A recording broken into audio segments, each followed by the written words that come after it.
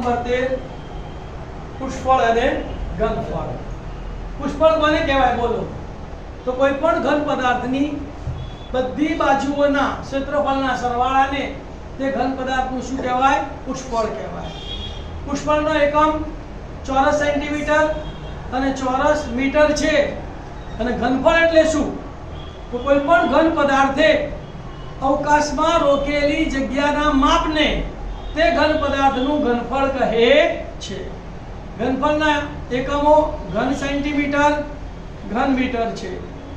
1 centimetre બરાબર 1 metre બરાબર 100 centimetre અને 1 મીટર બરાબર 100 સેન્ટીમીટર અને 1 કિલોમીટર બરાબર 1000 મીટર।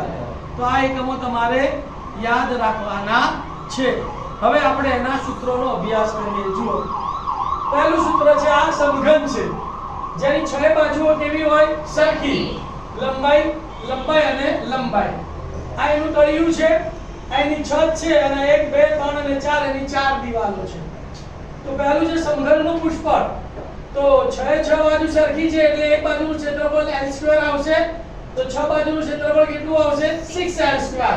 તો સમઘનનું પુષ્ફળ બરાબર 6 ગુણ્યા બાજુનો વર્ગ બરાબર 6l²।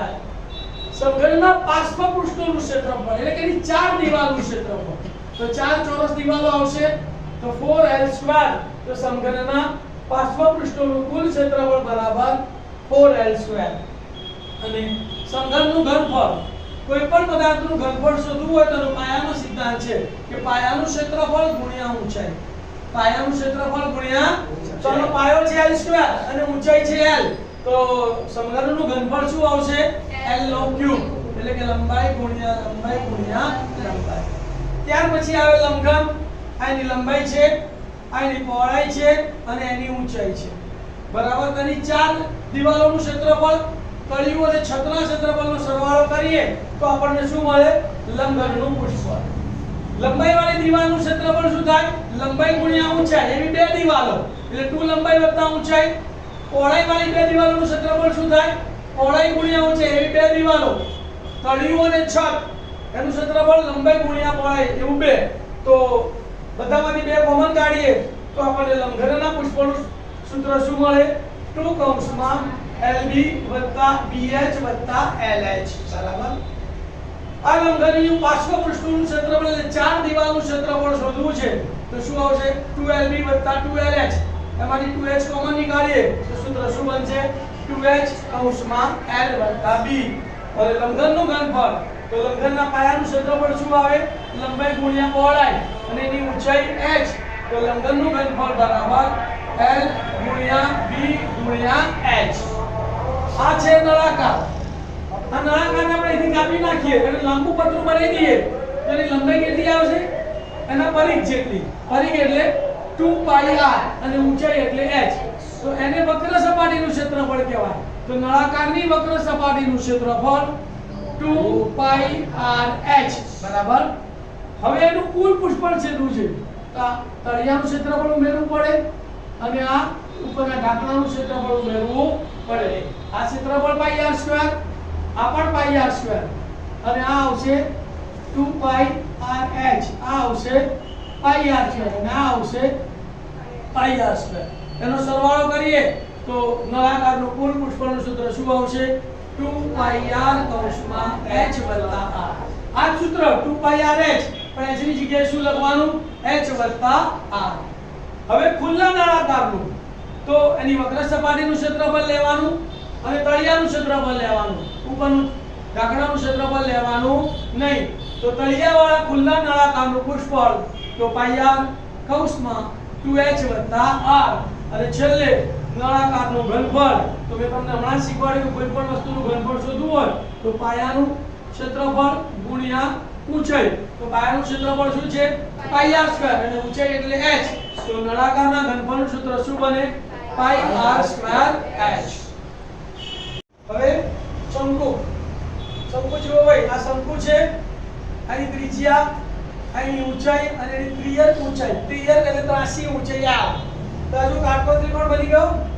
r h અને l કોઈ પણ બે માપ આપ્યા હોય અને ત્રીજું માપ શોધવું હોય તો પાયથાગોરસનો ઉપયોગ કરીને આપણે ત્રીજું માપ શોધી શકીએ છીએ.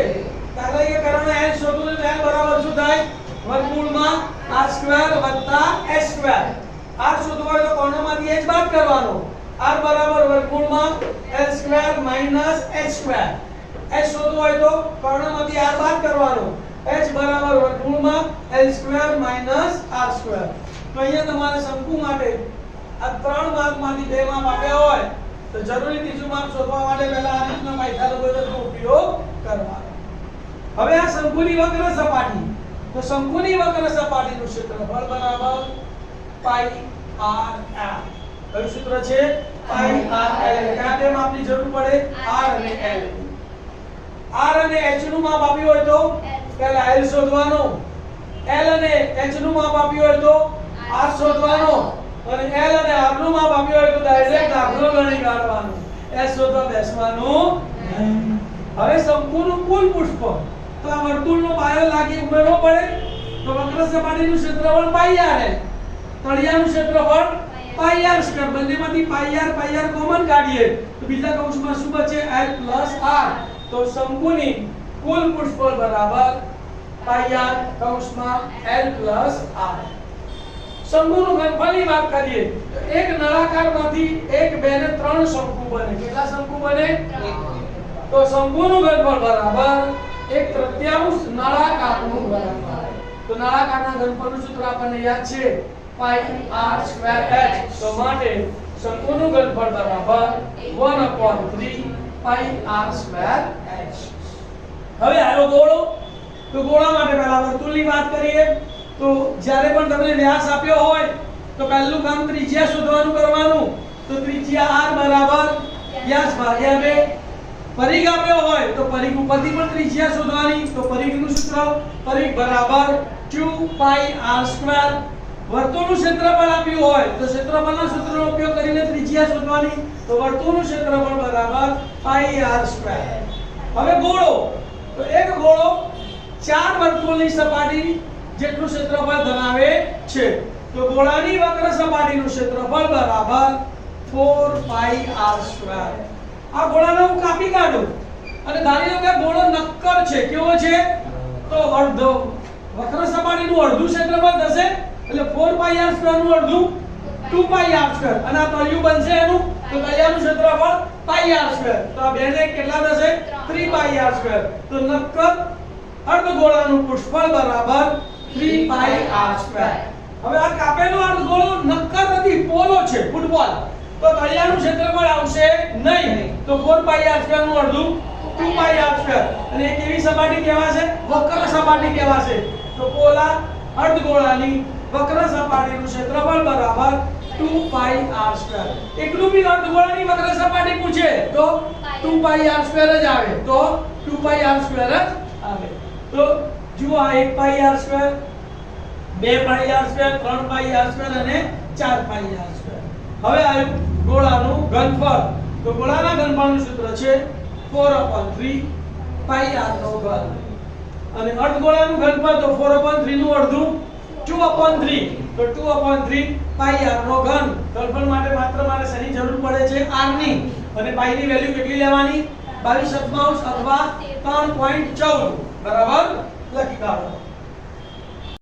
છેલ્લું સૂત્ર છે શંકુનો આડછેદ. શંકુનો આડછેદ એટલે શું? તો કે આ જે શંકુ છે એમાંથી આપણે જે અણીવાળો ભાગ છે એને પૃથ્વીની સપાટીને સમાંતર આપણે કાપી નાખીએ અને ઉપરનો જે ભાગ બચે એને શું કહેવાય? શંકુનો આડછેદ. તમે પ્યાલો જોયો હશે. પ્યાલો શું છે? શંકુનો આડછેદ છે. ડોલ શું છે? શંકુનો આડછેદ છે.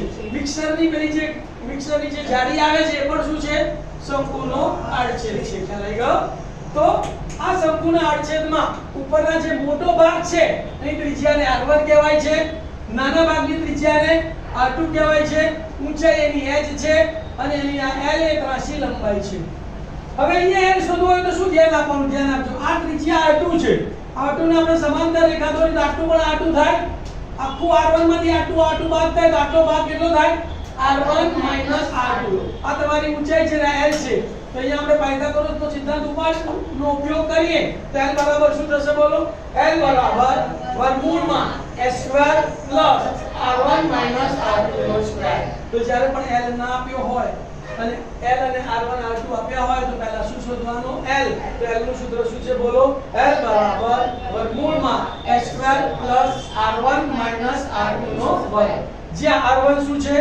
મોટા વર્તુળની ત્રિજ્યા, r2 નાના વર્તુળની ત્રિજ્યા, h આડછેદની ઊંચાઈ અને l આડછેદની ત્રાંસી ઊંચાઈ. ત્રણ ક્ષેત્રફળ અહીંયા સૂત્રો આપણે ભણવાના છે. પહેલું સૂત્ર છે શંકુના આડછેદની વક્ર સપાટીનું ક્ષેત્રફળ. આ નો નીચે ભાગ એમાં તળિયું લઈ લેવાનું અને ઉપરનું ઢાંકણું લઈ લેવાનું. તો શંકુના વક્ર સપાટીનું ક્ષેત્રફળ કયું હતું? પાઈ r l. તો અહીંયા પણ પાઈ r ની જગ્યાએ r1 + r2 l લઈ ગયો. તો શંકુના આડછેદની વક્ર સપાટીનું ક્ષેત્રફળ બરાબર પાઈ r1 + r2 h. હવે શંકુના આડછેદનું મારે કુલ પૃષ્ઠફળ શોધવું છે. તેનું કોઈ સામાન્ય સૂત્ર નથી, એમાં ખાલી જ્ઞાનનો ઉપયોગ કરવાનો છે. તેની વક્ર સપાટીનું ક્ષેત્રફળ વત્તા ઉપરના વર્તુળનું ક્ષેત્રફળ વત્તા નીચેના વર્તુળનું ક્ષેત્રફળ. તો શંકુના આડછેદનું કુલ પૃષ્ઠફળ બરાબર વક્ર સપાટીનું ક્ષેત્રફળ પાઈ r1 + r2 l. પછી ઉપરના વર્તુળનું ક્ષેત્રફળ પાઈ r1², નીચેના વર્તુળનું ક્ષેત્રફળ પાઈ r2². છેલ્લું આવ્યું શંકુના આડછેદનું ઘનફળ. તો શંકુના ઘનફળનું સૂત્ર શું હતું? 1/3 પાઈ r² h. તો અહીંયા પણ એના જેવું સૂત્ર છે 1/3 પાઈ, પણ r² ની જગ્યાએ તમારે શું યાદ રાખવાનું છે? r1² + r2² + r1 * r2 અને h નો h. તો બોલો શંકુના આડછેદનું ઘનફળ બરાબર 1/3 પાઈ * r1² + r2² + r1 r2 * h. હવે કોઈ પણ પ્રવાહીનું ઘનફળ શોધવું હોય ને ભાઈ, તો પ્રવાહીના ઘનફળને એની ગુંજાશ કહેવાય અથવા ક્ષમતા કહેવાય, અને તે હંમેશા લીટરમાં મપાય છે. શેમાં મપાય છે? લીટરમાં. તો લીટરના કેટલાક એકમો તમારે યાદ રાખવાના છે. 1000 ઘન સેન્ટીમીટર બરાબર 1 લીટર, 1 ઘન મીટર બરાબર 1000 લીટર, 1 ઘન મીટર બરાબર 1 કિલો લીટર. આ ઉપરાંત થોડા ક્ષેત્રફળ અને પૃષ્ઠફળ માટેના બી કન્વર્ઝન યાદ રાખવાના છે. 1 મીટર બરાબર 100 સેન્ટીમીટર, 1 સેમી બરાબર 10 મિલીલીટર અને 1 કિલોમીટર બરાબર 1000 મીટર. ક્ષેત્રફળ અને પૃષ્ઠફળના એકમો સેન્ટીમીટર સ્ક્વેર એટલે ચોરસ સેન્ટીમીટર અને મીટર સ્ક્વેર એટલે ચોરસ મીટર છે. અને ઘનફળના એકમો સેમીનો ક્યુબ એટલે ઘન સેન્ટીમીટર અને મીટરનો ક્યુબ એટલે ઘન મીટર છે. તો આ તમામ સૂત્રો તમે મોઢે કરી લેજો એટલે આ ચેપ્ટર તમને એકદમ સરળ બની જશે.